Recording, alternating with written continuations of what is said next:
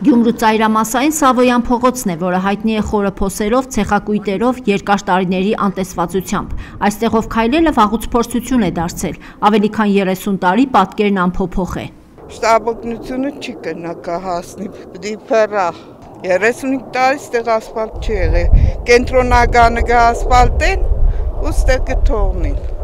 Փոսերի պատճառով տաքսիներն այս թաղամաս չեն մտնում։ Միաքանրային տրանսպորտը 14 համարի երթուղայինը տարիներ շարունակ շրջանցում էր Սավոյան փողոցն ու հարևան Շատրվան կոչվող թաղամասը։ Հիմա Շատրվան թաղամասում իրավիճակն այլ է։ Այստեղ տեսանելի են նախընտրական Գյումրիից մնացած հետքերը։ Փողոցը խճով հարթեցվել է, 14 համարի միկրոավտոբուսն էլ թեև ոչ իր երթուղով, բայց թաղամաս մուտք գործում է։ Սակայն այս լուծումը ժամանակավոր է։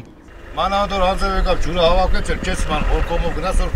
պակышկա չտրակի կամ եսի մինչը ջարդի ավտոյին, տակը չխպես, ահավոր վիճակ է։ Որ ավտովունի չի կնանսի, սաղ պոս է ջարդիգը, կան երես են ջարդի ու պշև է։ Քաղաքի կենտրոնական հատվածներում ընթացող փողոցաշինության ֆոնին ծայրամասային հատվածները, այդ թվում նաև Շատրվան թաղամասը շարունակում են անտեսված մնալ։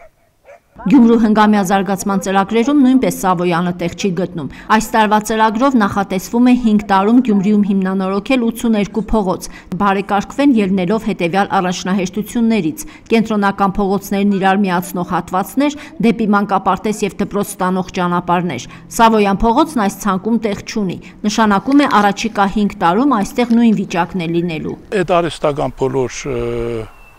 մոդեցումներից հարկավոր է հրաժարվել ծայրամաս, կենտրոն եւ այլն, որովհետեւ յուրաքանչյուր ծայրամասը քաղաքի մուտք է։ Մինչ 1988-ի երկրաշարժը այս տարածքը հանրային ժամանցի բարեկարգ կենտրոն էր։ Սավոյան փողոցի մոտ էին գտնվում Պոլիտեխնիկական ինստիտուտի 2 մասնաշենքերը, նաև այս Շատրվանը, որը գործարկվել է 1984 թվականին։ Երկրաշարժից հետո տարածքն ամայացավ։ Բարեկամության Շատրվանը կառուցվել է հայտնի ճարտարապետ Արթուր Թարխանյանի նախագծով։ Այն մոռացությունից ու անտեսվածությունից փրկելու նախաձեռնություն ցուցաբերել էր ճարտարապետի դուստրը Անահիտ Թարխանյանը։ Նպատակ ունենալով բարեկարգել Շատրվանի տարածքը եւ վերակենդանացնել թաղամասը, բայց 3 տարի է անցել ու գործնական ոչ մի քայլեր ձեռնարկված չեն։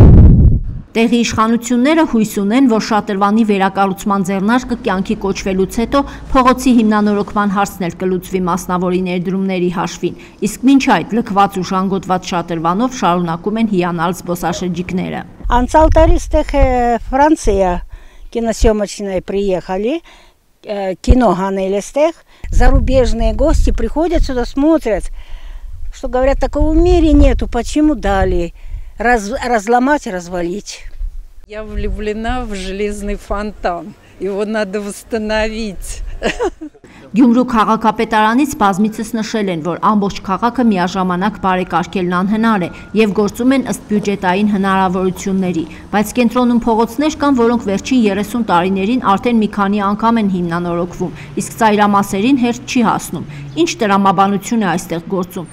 Վատ կառավարման արդյունք է դա եւ ոչ թե հասարակության համայնքի բնակիչների մասին մտածելու, այլ սեփական անձի կամ վերարտադրության, ինչը նույնն է ամենափոքր համայնքից սկսած մինչև ամենամեծը։